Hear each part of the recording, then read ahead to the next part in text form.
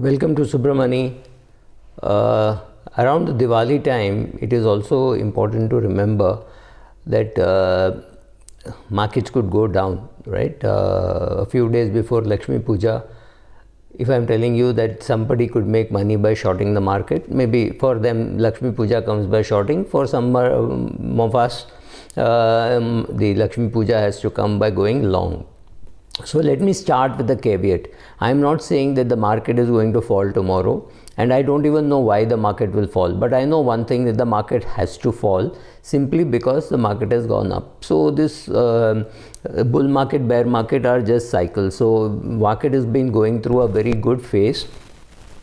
So it has to take, it will find some reason, right? Every balloon tries to find a needle, or every needle, every balloon has a needle.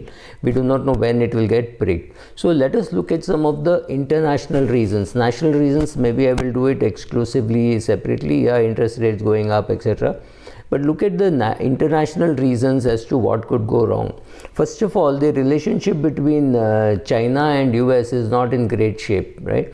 So could it get to a situation where it is very bad?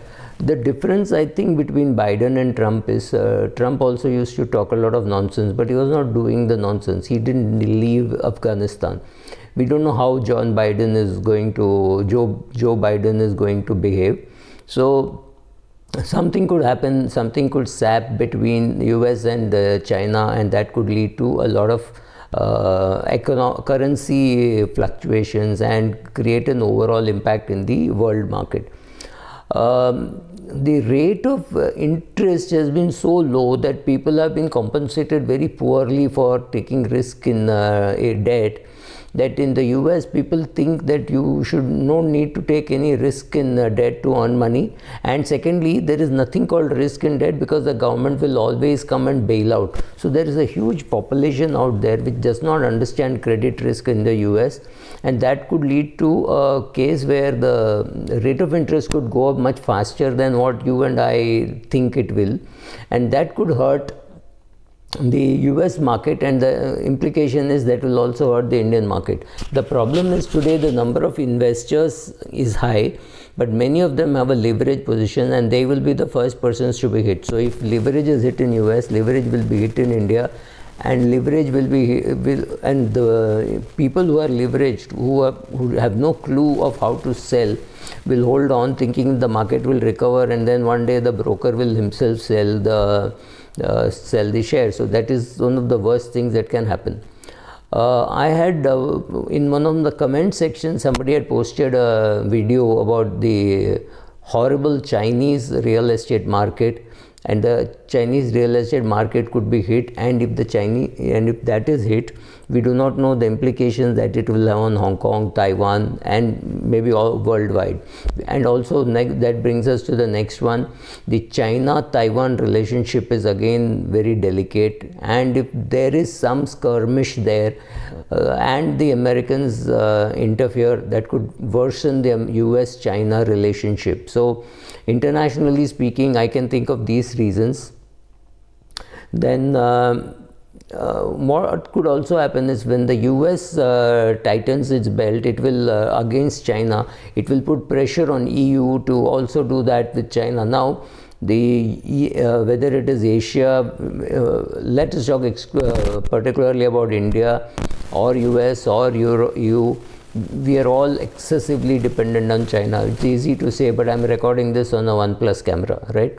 So, and these things do happen, and you realize that you want to not to buy a Chinese product, but you end up buying Chinese product. Maybe we bought Chinese diyas, we bought Chinese kandils, I don't know, but maybe we'll buy Chinese crackers too.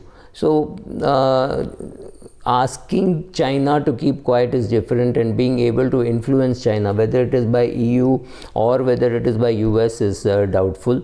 And because of this, many other countries will also go and tighten and say, oh, we will not have imports, we will not have Indian software available, you have to come here and work, right? So all those things. So Indians may have to go to Romania and wherever, China, and work there, and Indian visas could be in trouble. So that brings some problem even to the IT companies.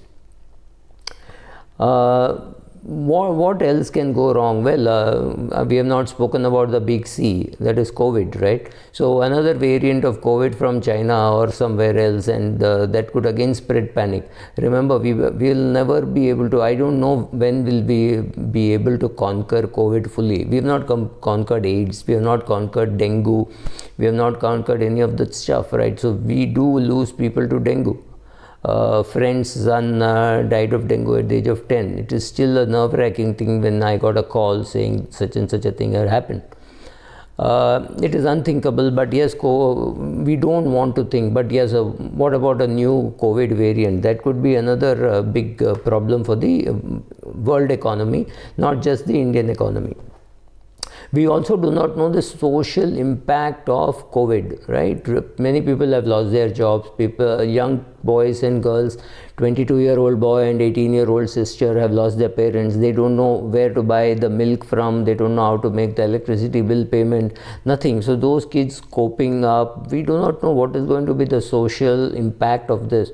I think psychiatrists and psychologists will be having a lot of work, and it's going to be very painful.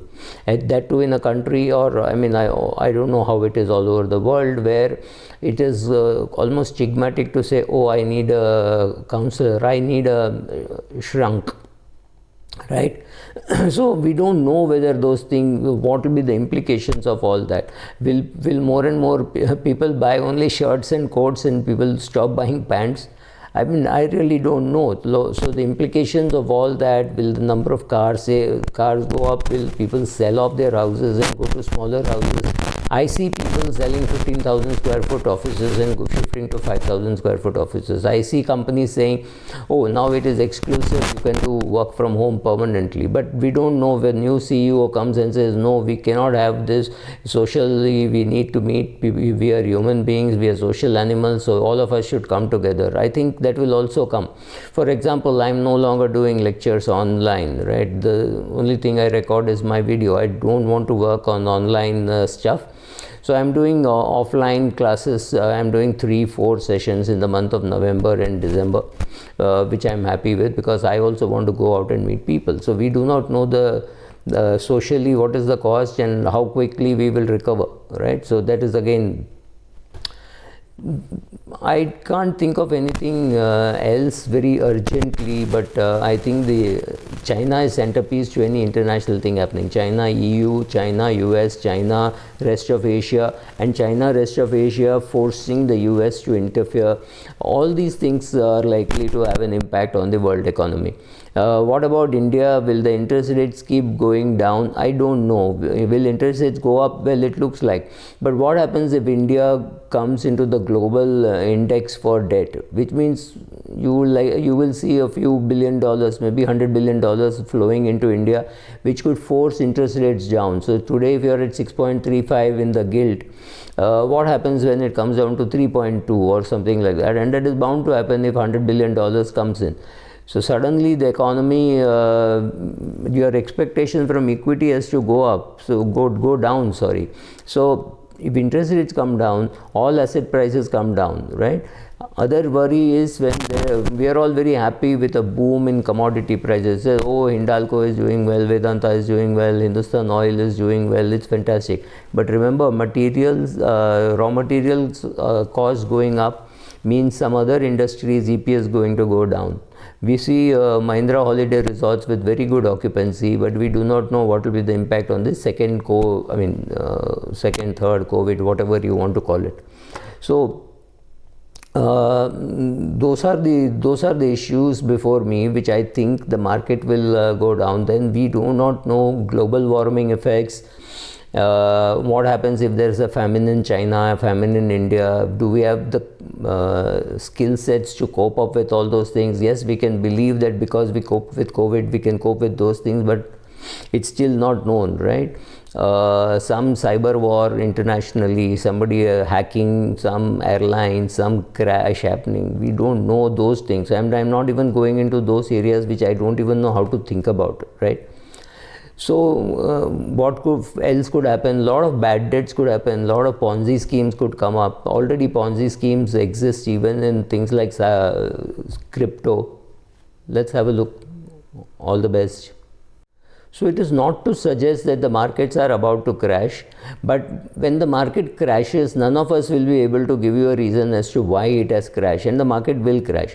Will the market see 48,000 immediately? I don't know, but is there any rule which says the market should be at 63,000 or market should touch 1 lakh within the next 1 year or 2 years? I really don't know. A fantastic market will always be followed by a slow market or a negative market. So we don't know any of those things. We are only hoping that things continue as it is, and that looks difficult. 60% return in 1 year cannot be followed by 60% return in another year. There is historically no evidence for it to happen. Should you lock in your money at 6.35, which is a good rate of gilt? Maybe yes, maybe no. Maybe interest rates will go down, so that is the time when the asset will appreciate. But maybe the interest rates will go up, we don't know. Will India come into the global debt indices? I have no clue, but we are just guessing. If that happens, interest rates will go down further in India, which will make the endowment policies very difficult to sustain. So they may just come out with some increase in premium or something like that. So we don't know the implications of all this. So let us cross our fingers, pray that none of these things happen, and we continue with a nice economy, just the PE changing a little bit. But I don't think bull markets end very well. Bull markets always end with a lot of bloody nose. There's a lot of blood on the street. Unfortunately, when you ask people to buy when there is blood on the street, they look at it and say, hey, it's my blood. So yes, some of us will bleed, some of us will bleed to death, some of us will bleed and say, look, I told you, I have now stopped bleeding because I had sold, I was sitting on cash. Any of these things are possible, but be ready for it. Thank you.